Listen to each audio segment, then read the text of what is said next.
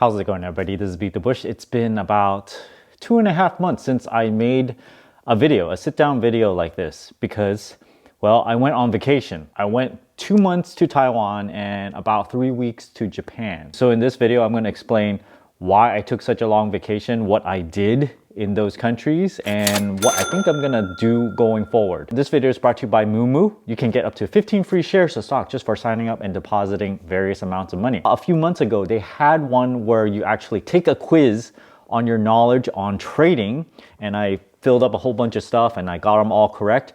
And they actually gave me 1 free share of Apple stock that's actually deposited in my account right now. So that's another perk that you might have on top of getting those 15 free shares. Check out my referral link down in the video description below. Now, when you're semi-retired, if you have enough cash flow coming in to meet all your expenses, that's financially independent, then you can take off anytime that you want, just like I did, even for a few months, and basically not do any work. But as you can see from this channel, I still do a little bit of work because it gets a little bit boring if you're just leisurely going traveling and just, consuming and doing all the touristy stuff. It's no fun.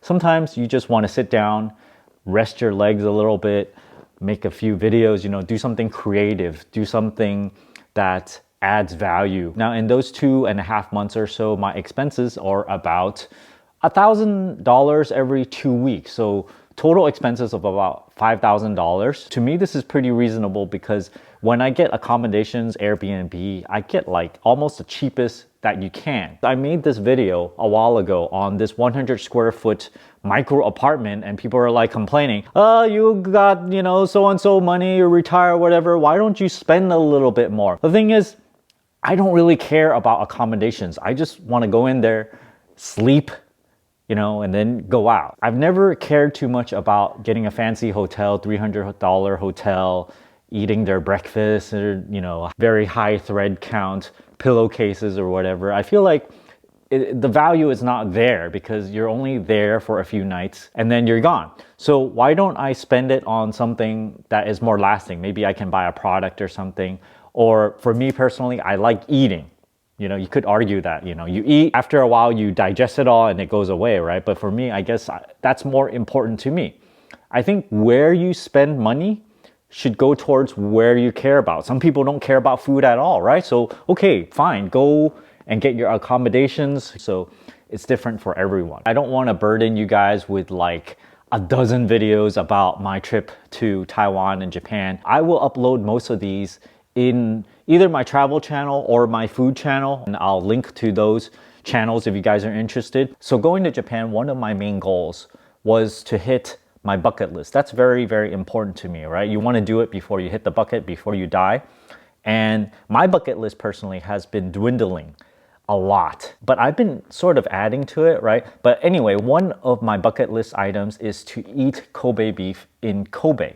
Right? I've never had it before. I guess I had a taste of it in like Las Vegas, various places, but then I never really know what it really is supposed to taste like, right? It tastes good, but then, then you have it somewhere else and then you wonder, okay, what about if I have a true Kobe beef in Kobe where it's fresh beef, is it gonna taste all that much better? Not only did I choose to have it just once, I wanted to have it 3 times.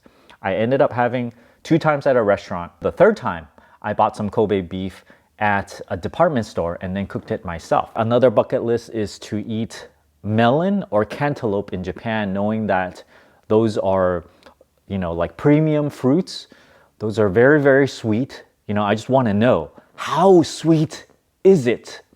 Turns out it's not just the sweetness, the texture is very, very good too. When you eat into it, it blows up in your mouth. And eventually I'm going to do a review video on that on my food channel. Sometimes when you travel, after you do certain things, you go, wow, that's a really, really great experience. It should be part of my bucket list, right? Like you just didn't know it existed. So there's a whole bunch of things that I ended up doing that I didn't even realize I was gonna do going into it, such as seeing a capybara. That's really awesome.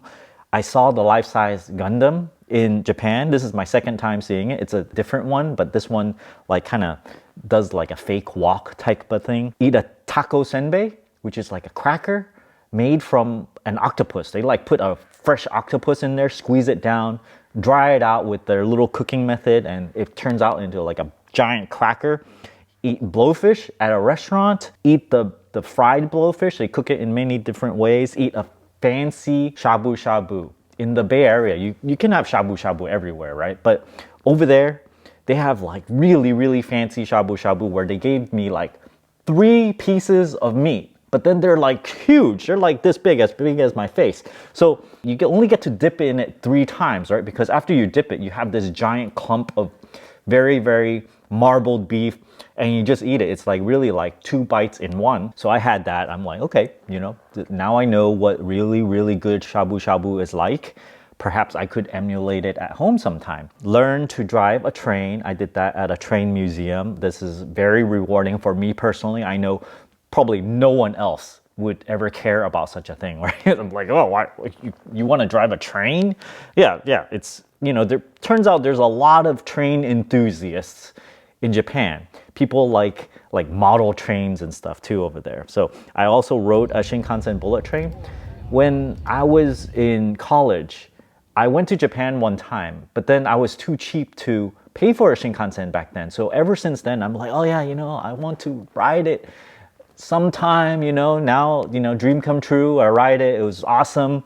And on top of this, not only do I get to ride the Shinkansen, I get to eat a train bento. Turns out in a lot of the train stations, when you do a long haul commute, like an hour or two, you can actually buy bento boxes, like lunch boxes, especially for eating on the train. For the long haul ones, you are allowed to eat on the train. You have like a little fold out table thing, right? Kind of like on an airplane, and you can eat. And then it kind of takes up your time, and it makes it so that the trip doesn't seem as long. So sometimes when you travel for so long, I hope for kind of like epiphanies, realizations. And here are a couple that I can sum up. Number 1 is drinking coffee outside. Like if you are a coffee nut, you go around drinking everywhere. Sometimes you seek out specialty coffee stores. Some of them are like world champion baristas. I went to like 3 or 4 of them. And every single time I went to them, they don't actually have the world champion there making you the coffee. It's never the case. And their coffee has never been as good as my best coffee that I make at home. So if you get really, really good coffee beans and then you make it at home, you can beat like 98% of the coffee shops out there. And when you do so, it's like, you don't want to go out to buy a coffee anymore because you know that you can make a better coffee and it tastes much better. And why should you drink their ratty coffee out there anymore? So therefore saving you money. So now if you make even really, really good coffee at home, you can special mail order or whatever, right? Each time that you drink a coffee is like 50 cents worth of beans. Maybe you add in 50 cents of oat milk or whatever special high grade milk. It costs you $1. It's still cheaper than buying it outside. So that's another case for reducing your expenses, and you can make your coffee that much better. If you know you can make better coffee, you no longer go around seeking out world championship coffee stores.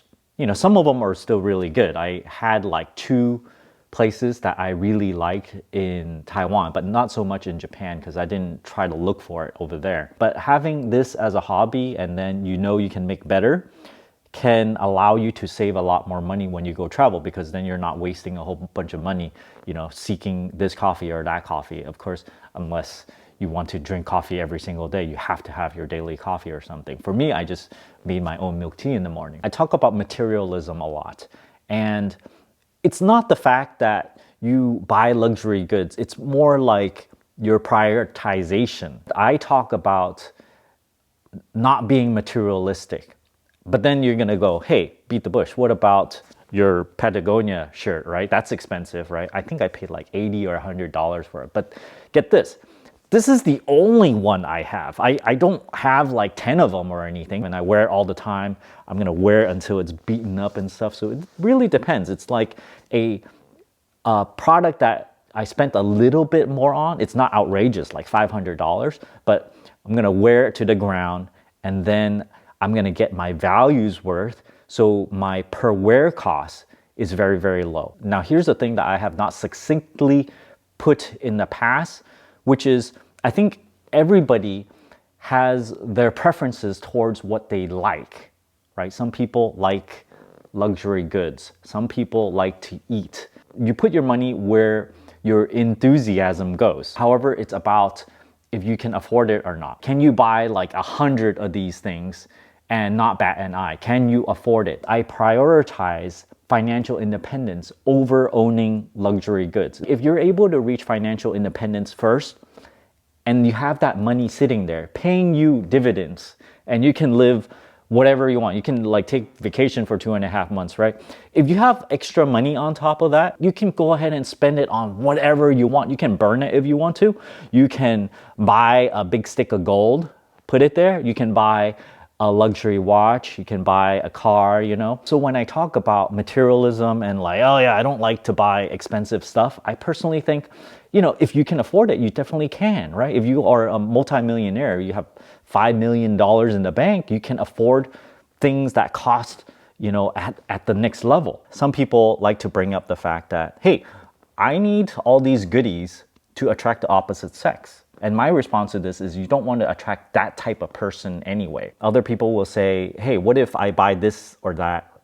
And it's a thing that can appreciate in value. And in my experience, not all luxury items that you buy will appreciate in value. It's kind of selective. Sometimes it's like buying any other goods. Sometimes they happen to be the type of things that can appreciate in value. And most of the time, it might be really, really hard to obtain, because if everybody knows that it appreciates in value right when you buy it, everyone is going to want it. So then it becomes really, really hard to get. If you take the same money, like $10,000 for a purse, $20,000 for a purse, or whatever, I don't know purses all that much, but if you take that same amount and then you invest it, you know, after 10 years, you probably will get more money than if you just sell that purse back out at a profit. Hey, Beat the Bush, what about, you know, they've named something that I have that's a luxury item. For example, I own a Tesla. The number one reason is really for the 0 to 60. And I don't like to race other people. Sometimes like I just like to just floor it by myself. I'm the only one on the road. In fact, that's the only time I ever floor it. And so if you are financially independent first, if you have extra money on top of that, yeah, go ahead, get a fancy car. That's all I have to say. If you guys are interested in those various food videos, I'll leave my channel link down in the video description below. Thanks for watching this video. Don't forget to give me a like and subscribe for more. Thanks for watching.